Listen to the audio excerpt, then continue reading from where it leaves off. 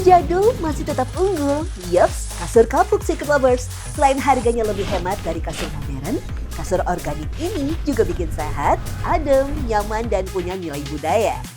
Nah, di Sulawesi Tengah, ada kampung sentra pembuatan kasur kapuk yang sudah bertahan lebih dari 100 tahun. Hampir seluruh warganya punya mata pencarian utama yang sama. Menariknya, pengrajin kasur kapuk didominasi emak-emak. Masih karena separuhnya orang nggak suka itu pakai Supreme bed, suka panas katanya.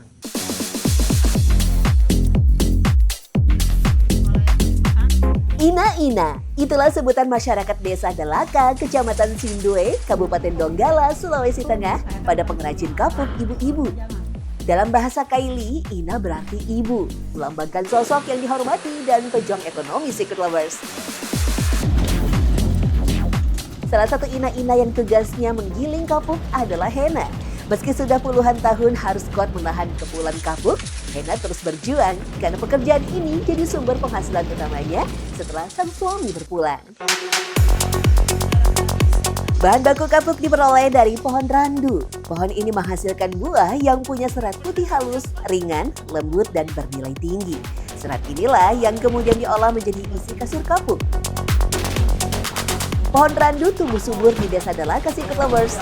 Menurut cerita masyarakat turun-temurun, nama Dalaka sendiri adalah singkatan dari daerah ladang kapuk. Bahkan 60% kasur kapuk yang dipasarkan di Sulawesi Tengah berasal dari desa Dalaka loh. Bedanya nggak ada sama, cuman bedanya itu kan ada tuh kapuk yang tongkolnya besar. Ada juga yang tongkolnya kecil. Kalau tongkolnya kecil, udah terlalu mengembang.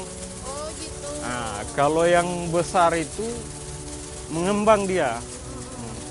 Jadi kalau itu banyak jadinya dia.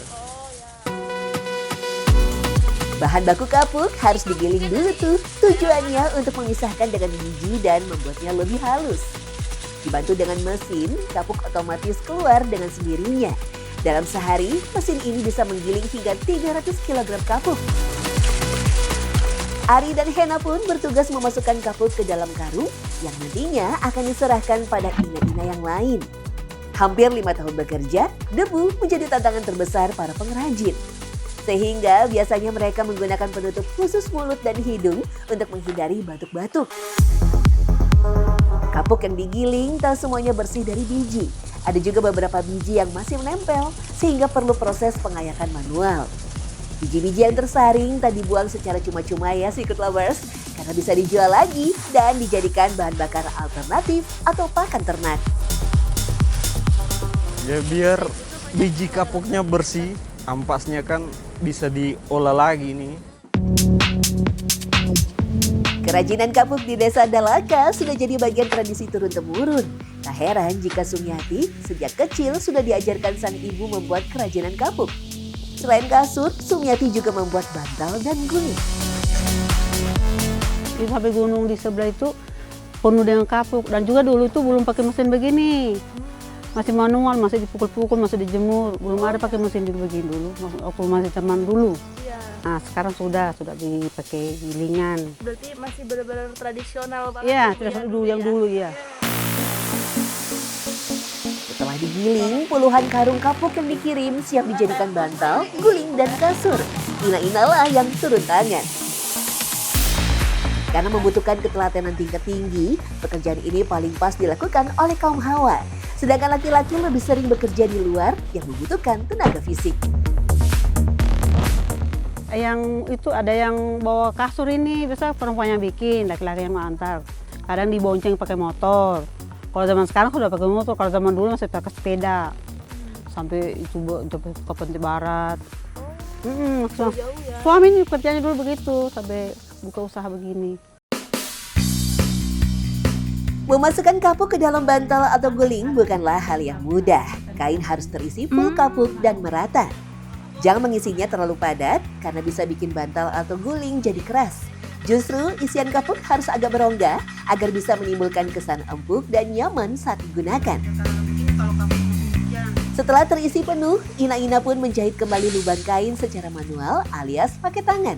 Tentunya jahitan harus pas dan kuat tuh. Susahnya tuh bagian ngejahitnya, kadang itu kalau full sekali ngejahitnya itu harus rapi. Kayak begini, harus rapiin. Terus kalau masih lembek, tambah lagi kayak begini. Kan ini semua mau jahit. Nah, nanti kasih contoh nanti jahit. Harus pakai bantuin lagi. Kasih begini, diperiksa-periksa, oh sini kempes. Kalau kempesnya kasih masuk lagi sedikit, itu lagi, jahit lagi. Dalam sehari, Ina bisa membuat hingga 50 bantal atau guling dengan harga jual satuannya Rp25.000. Sementara kapuk juga dikirim ke rumah warga lain untuk dibuat menjadi kasur. Bedanya, pembuatan kasur butuh waktu jauh lebih lama daripada bantal atau guling. Dalam sehari, Ina hanya bisa membuat hingga 3 kasur kapuk saja. Ada 3 jenis kasur kapuk yang dibedakan dari ukurannya. Untuk ukuran paling besar harganya Rp600.000, ukuran sedang Rp450.000, sedangkan ukuran paling kecil harganya Rp350.000. Pantas saja jika skill Halia sangat terampil karena sejak usia 7 tahun sudah diajarkan membuat kasur kapuk. Dan sampai sekarang tradisi ini pun diajarkan pada anak cucunya Secret Lovers. Modalnya ini tinggi. Mulai dari kapuk sampai kain, ya modalnya ini tidak lari dari 400.000. 1 biji kasur. Makanya kalau kita jualkan 600, kalau modal 500, jual 600 sudah ada 100 untung. Itu saja tidak banyak. Kapuk harus dipastikan memenuhi seluruh lubang kain. Apalagi ada banyak jahitan untuk membuat aksen timbul. Karena proses memasukkan kapuk lebih sulit, tak jarang Ina menggunakan alat bantu khusus berupa tongkat. Berbeda dengan bantal dan guling yang hanya memiliki 1 lubang kain, kasur kapuk memiliki 2 lubang kain di tiap sisi yang berbeda. Untuk memudahkan pengrajin menjangkau seluruh sudut kasur agar kapuk bisa masuk dengan sempurna. Bukan tanpa alasan, kasur kapuk masih diminati di pasaran. Kasur kapuk punya pori-pori besar sehingga sirkulasi udara lebih lancar, tidak menyimpan panas. Auto lebih adem dan nyaman saat digunakan.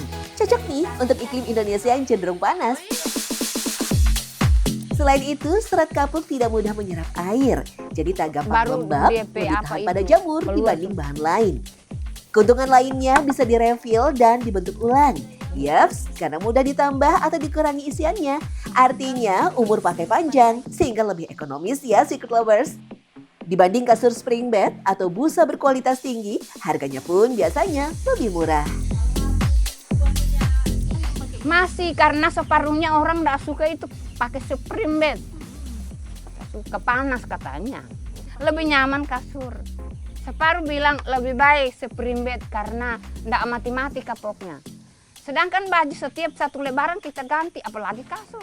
Kalau mati kapuknya, kasih keluar, pakai kapuk baru lagi supaya tidak tersumbat karena dia ini jadi tepung. Sebagai desa tertua di Kabupaten Donggala, pengrajin kasur kapuk sudah ada sejak zaman Kerajaan Banawa, pemerintahan Lama Raunda Pueto Tua, sekitar 1902 hingga 1930. Tradisi membuat kasur kapuk dibawa oleh leluhur mereka dari desa Loli. Iya, dari begini itu karena orang Loli, karena sepupu dari Loli dikasih baku ambil kawin sama sepupu Dalaka, begitu. Jadi sehingga ada unde di sana, ada juga unde di sini, di seberang sana. Loli Watu Sampu, Loli Oge, gitu. Loli Salu. Sayangnya, sekarang pohon kapuk tak sebanyak dulu. 75% pohonnya sudah tidak produktif lagi karena usianya mencapai 30 hingga 35 tahun. Warga pun terkadang mengambil bahan baku dari luar daerah seperti parigi mautong atau Gorontalo. Di kampung kasur Kapuk Dalaka, peran Ina sangat penting dalam mempertahankan tradisi 1 abad lebih ini. Selain menjadi sumber penghasilan, keterampilan ini terus dilakukan agar usaha kapuk di Dalaka tidak punah di kemudian hari.